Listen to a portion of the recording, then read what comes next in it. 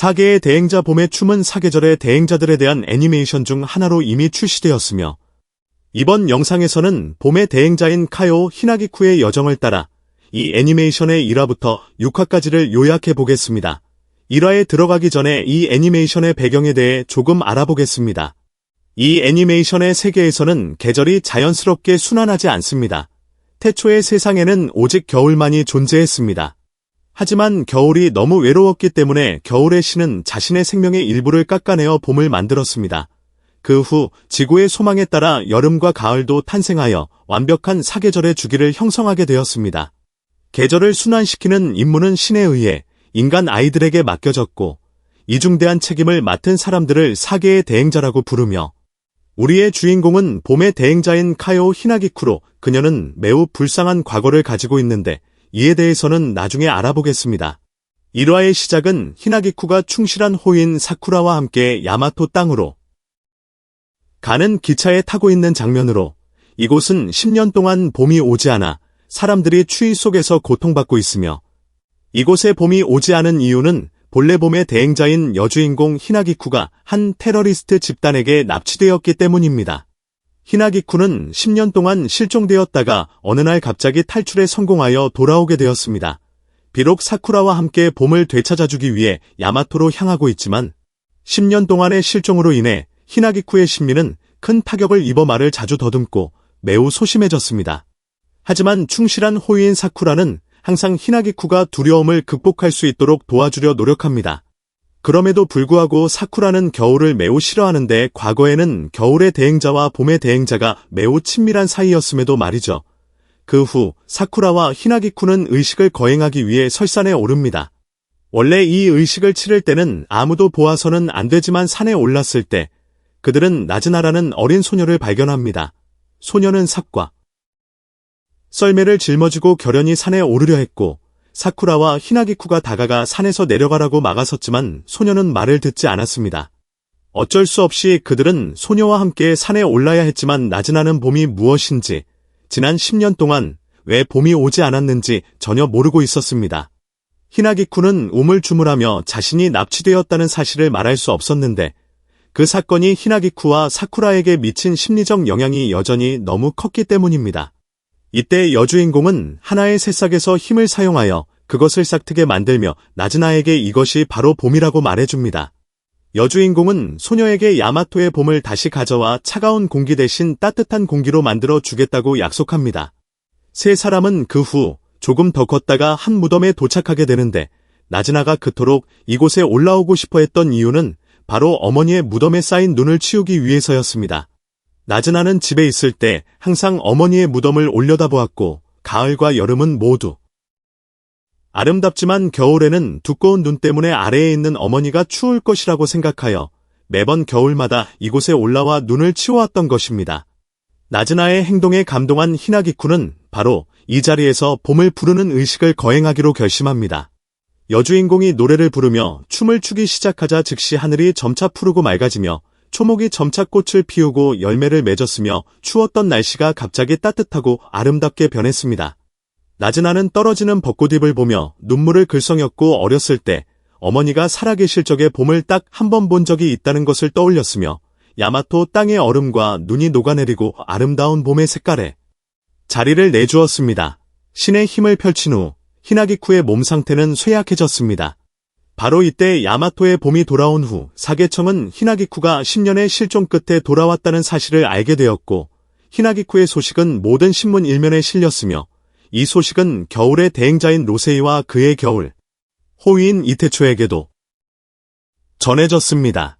로세이와 이테초는 10년 만에 봄을 감상하기 위해 야마토로 가기로 결정했지만 겨울의 대행자는 이 계절을 매우 싫어하는 사람들이 있기 때문에 가장 많은 암살 위협을 받는 대행자입니다. 다행히 얼음을 조종하는 능력 덕분에 로세이는 어느 정도 방어를 할 수 있었고 이테초 또한 암살자들에 맞서 뛰어난 기술을 선보였으며 그 후 로세이는 호텔로 안전하게 이송되었습니다.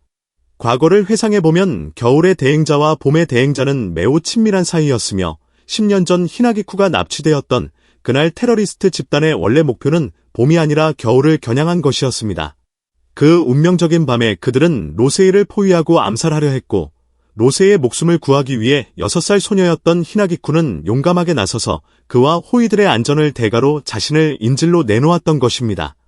지난 10년 동안 칸츠바키 로세이는 극심한 고통 속에서 살았습니다. 그는 히나기쿠가 무사히 돌아와 봄을 부활시켰다는 것을 알았지만 자괴감과 죄책감 때문에 자신이 남몰래 짝사랑하던 소녀를 만날 용기를 내지 못했습니다.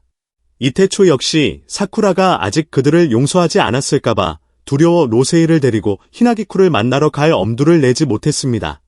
원래 히나기쿠가 납치되었을 당시 봄의 마을은 3개월 만에 여주인공 찾기를 중단하고 그녀가 죽도록 내버려 두기를 원했으며 로세이의 겨울 마을 쪽에서는 이태초가 여주인공을 찾는 것을 돕겠다고 약속했음에도 불구하고 그 후 히나기쿠의 행방이 묘연하자 5년 동안 아무런 단서가 없다는 이유로 결국 포기하고 말았습니다. 사쿠라는 여주인공을 찾는데 동행할 사람이 아무도 없었기 때문에 그 후 10년 동안 끊임없이 히나기쿠를 찾아 헤매었습니다. 그래서 여주인공이 돌아오자 사쿠라는 히나기쿠가 2번 다시 상처받게 하느니 차라리 길을 막는 자들을 죽여버리겠다고 단언합니다. 첫 번째 지역에서 봄을 부르는 의식을 성공적으로 마친 후 히나기쿠와 호위 사쿠라는 다음 목적지인 이오로 여행을 계속합니다. 대행자들을 관리하는 기관인 사계청의 감시와 눈을 피하기 위해 사쿠라는 히나기쿠를 여름의 대행자의 개인 별장인 여름의 이궁에 머물게 하기로 결정합니다. 이곳에서 그들은 여름의 호위인 하자쿠라, 아야메의 환영을 받았는데 그녀는 여름의 대행자인 누리의 친언니이기도 하며 여름 마을의 규칙에 따라 대행자의 친남매는 자동으로 여름의 대행자의 호위가 됩니다. 여름의 대행자는 동물을 조종하고 소통할 수 있는 능력을 가지고 있기 때문에 여름의 이궁은 사랑스러운 반려동물들로 가득했고 여주인공과 사쿠라는 이곳의 힐링되는 분위기를 마음껏 즐겼으며 히나기쿠는 평소처럼 의식을 거행하여 이 섬의 봄을 가져다 주었습니다. 이곳에서 히나기쿠와 사쿠라는 여름의 대행자 루리가 삐쳐서 방 문을 걸어 잠그고 3개월 동안 아무도 만나기를 거부하고 있다는 사실도 알게 됩니다. 루리가 삐친 원인은 아야메가 곧 결혼을 하기 때문이었는데 규칙에 따라 결혼을 하게 되면 아야메는 호위로서의 역할을 포기하고 평범한 사람의 삶을 살기 위해 물러나야 합니다.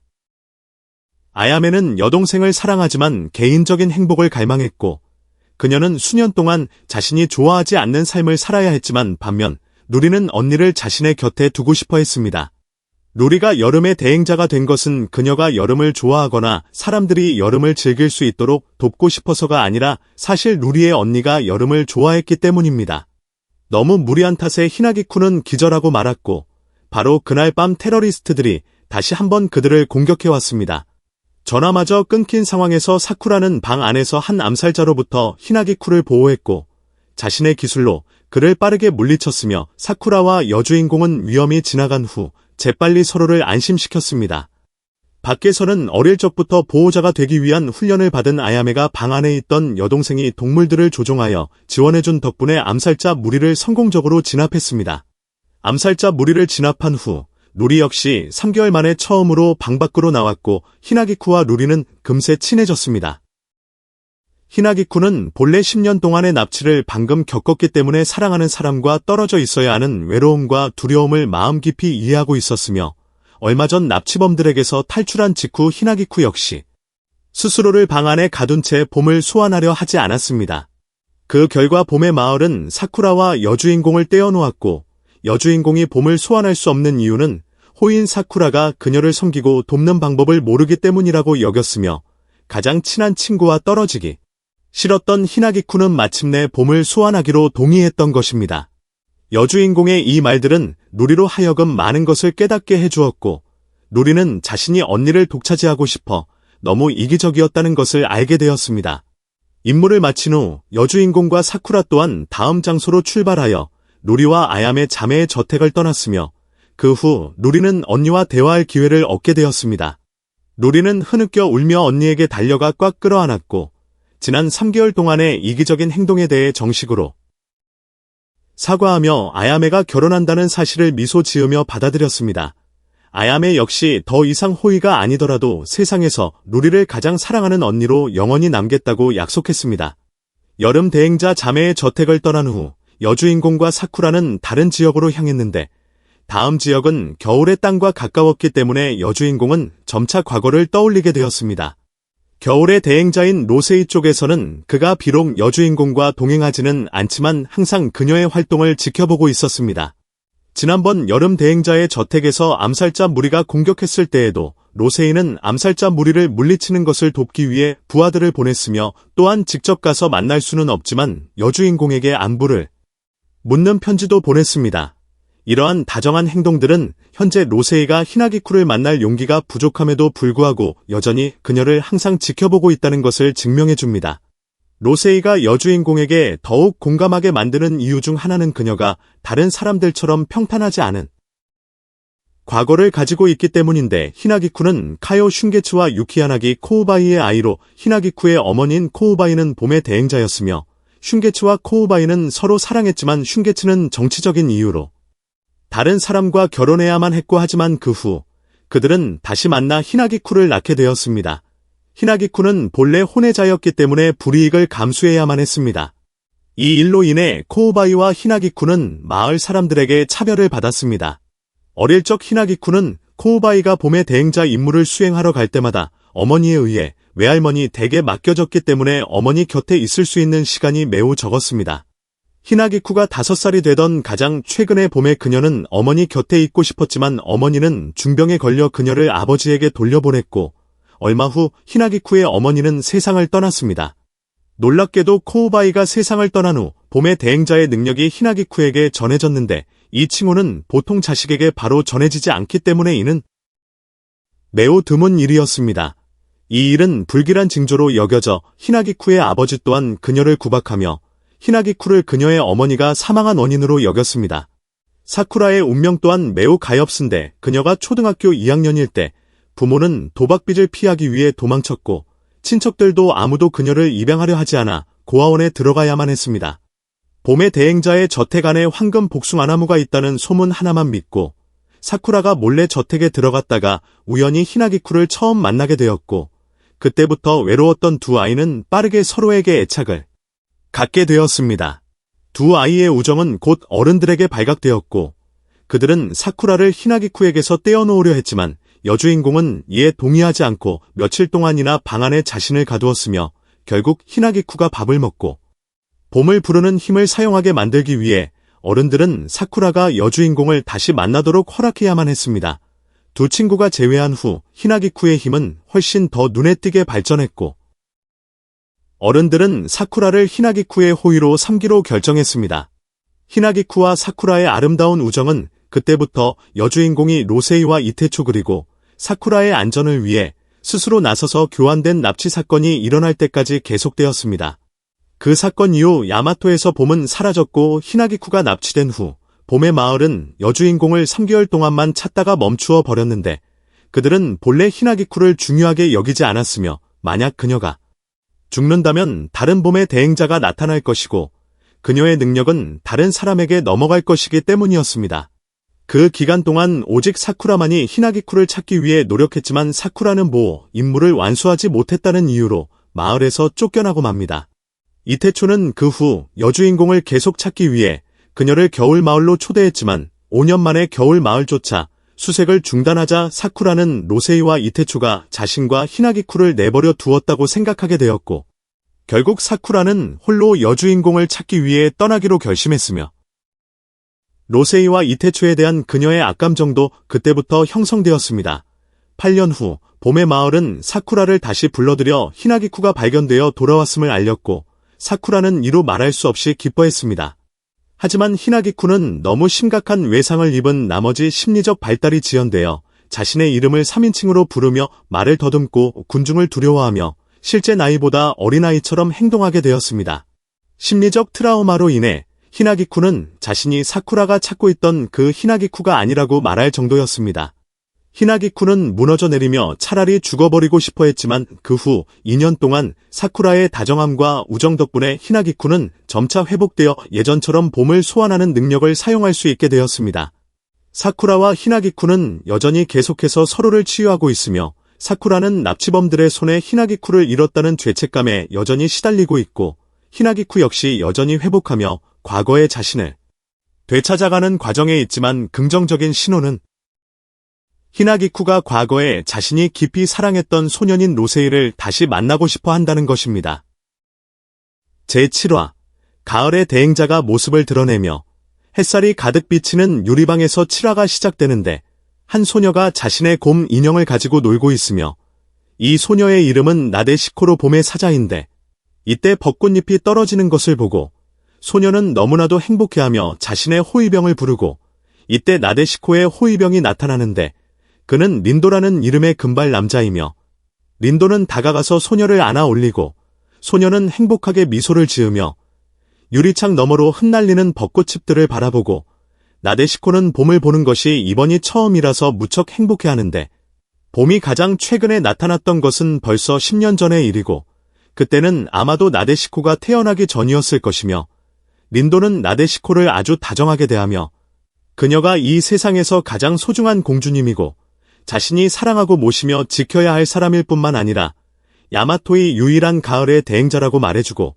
자신의 가을이라고 말하며 다른 곳에서는 히나기쿠 덕분에 봄이 점차 이 나라에 돌아오고 있으며 여주인공이 봄을 가져오기 위해 다음으로 가야 할 곳은 애니시 지역인데 그곳은 로우세이의 겨울 마을과 아주 가깝고 이때 여름의 사자 루리가 여주인공에게 메시지를 보내어 애니시 지역에 갈 때 겨울 마을을 지나 로우세이를 만날 것인지 묻고 히나기쿠는 그 말을 듣고 얼굴이 붉어지며 로우세이에게 줄 어떤 기념품을 사야 할지 재빨리 고민하기 시작하고 로우세이와 호위병 이테초의 쪽으로 화면이 넘어가면 두 사람은 봄의 진영인 사쿠라와 히나기쿠를 보호하기 위한 비밀 계획을 세우고 있으며 그들은 고위 조직과 봄의 마을에 숨겨진 수상한 비밀들을 알게 되었고 이 두 세력 모두 믿을 수 없다고 판단하여 정기회의를 기다리는 대신 권한을 넘어 개입함으로써 사쿠라와 히나기쿠의 안전을 지키기로 결정하고 다시 가을의 사자와 호위병의 쪽으로 돌아오면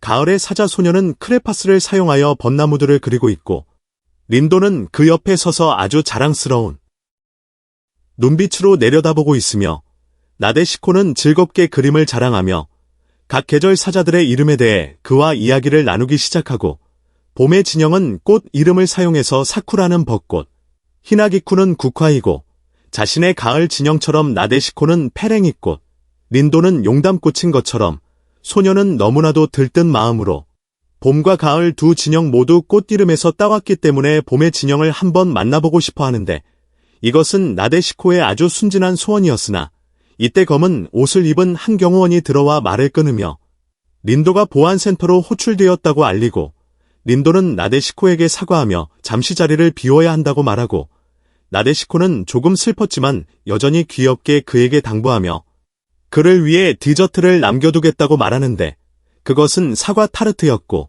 린도는 미소를 지으며 돌아선 뒤 길고 어두운 복도를 걸어가며 얼굴 표정이 완전히 바뀌어 날카로운 눈빛을 가진 차가운 사람으로 변하고 이때 숲 한가운데 덩그러니 놓인 나데시코의 유리방을 공중에서 내려다보는 정경이 비춰지며 그동안 린도는 보안실로 들어가고 그곳에서는 안경을 쓴 여직원 나가츠키가 라면을 먹으며 일하고 있으며 그 후 두 사람은 함께 나데시코의 모습이 나타난 감시 화면을 올려다보는데 나데시코를 보호하는 보안 시스템은 아주 철저하게 설계되어 여름 진영처럼 기습당하는 상황을 대비해 방탄 유리와 보안 카메라가 설치되어 있고 다시 겨울 진영으로 넘어가면 이테초와 로우세이가 정자에 앉아 있으며 그들은 반란군의 전술에 대해 더 깊이 논의하고 있는데 로우세이는 일정을 누설하는 내부 스파이가 있다는 것을 알아차렸고 동시에 반란군이 전술을 바꾸어 극단적으로 행동하며 정교한 무기를 공급받고 있다는 사실을 인지하고 불길한 예감 때문에 로우세이는 봄을 위한 보호를 강화하라는 비밀 명령을 내려야만 했고 다시 봄의 진영으로 돌아오면 사쿠라가 히나기쿠와 함께 가게 안에 서 있는데 사쿠라는 불안한 기색이 역력하지만 히나기쿠에게는 말하지 않고 침묵을 택하며 가을 진영의 보안실로 돌아오면 린도와 나가츠키는 계절 사자들을 관리하는 방식, 특히 봄의 사건에 대해 격렬한 논쟁을 시작하고 두 사람의 대화 속에서 과거가 계속해서 밝혀지는데 10년 전 히나기쿠가 납치되었을 때 그녀는 사람들을 지키기 위해 스스로 거대한 힘을 각성했었고 그 당시 히나기쿠도 지금의 나데시코와 같은 나이였으며 공식 기록에는 없는 비밀 이야기가 있는데 이때 나가츠키가 폭로하기를 히나기쿠가 납치범들의 소굴을 박살내고 스스로 탈출했다는 소문이 있다고 말하며 다시 공항으로 오면 사쿠라와 히나기쿠가 대화를 나누고 있는데 사쿠라는 겨울 진영과 만날 예정이라는 소식을 듣고 분명한 적대감을 드러내고 그녀는 그들을 다시 만나고 싶지 않다고 말하다가 이때 사쿠라가 휴대전화를 바닥에 떨어뜨리고 한 경호원이 휴대전화를 주어 히나기쿠에게 건네주는데 사쿠라는 즉시 개입하여 감히 사쿠라에게 접근한 경호원들에게 으름장을 놓으며 저 경호원들의 도움은 필요 없다고 말하고 그녀는 이 두 경호원이 겨울 진영에서 돕기 위해 파견되었다는 것을 알고 있지만 이때 경호원이 이태초가 사쿠라를 아주 걱정하고 있다고 무심코 말해버려 사쿠라를 즉시 부끄럽게 만들고 그녀는 그들이 예전에는 아주 친했지만 다시 만나면 얼마나 어색할지 모르겠다고 생각하며 다시 린도의 쪽으로 오면 이 호위병은 가을의 사자 소녀와의 추억들을 회상하는데 소녀는 항상 그를 가장 가까운 사람으로 여겼고 비록 린도는 이것을 단지 일로만 여겼을지라도 그 후 그는 가을의 사자 소녀가 있는 곳으로 돌아가며 반면 저편에 있는 소녀는 린도가 돌아와 함께 사과 타르트를 먹기를 기다리고 있는데 여주인공의 쪽으로 돌아오면 그녀와 사쿠라는 항상 마음속으로 로우세이와 이태초를 만나고 싶은 감정을 깊이 품고 있으며 반대로 겨울 진영 쪽에서도 남은 두 사람 역시 자신들이 사랑하는 두 소녀를 항상 그리워하고 있고 다시 가을 진영의 쪽으로 오면 린도는 복도를 빠른 걸음으로 지나 봄의 사자가 있는 곳으로 돌아가는데 같은 시간 유리방에서는 나데시코가 즐겁게 밖을 내다보고 있었고 갑자기 거대한 미사일 탄두가 방탄 유리를 뚫고 안으로 곧장 날아들어 오며 하늘 높이 치솟는 화염과 함께 폭발이 일어나 유리방을 완전히 파괴하고 해칠녘의 하늘을 찢어놓으며 나가츠키가 자랑스러워했던 방탄유리는 대규모 군사미사일 공격 앞에서는 완전히 무용지물이 되었고 적들이 마침내 행동을 개시하여 가을의 대행자를 정면으로 노렸으며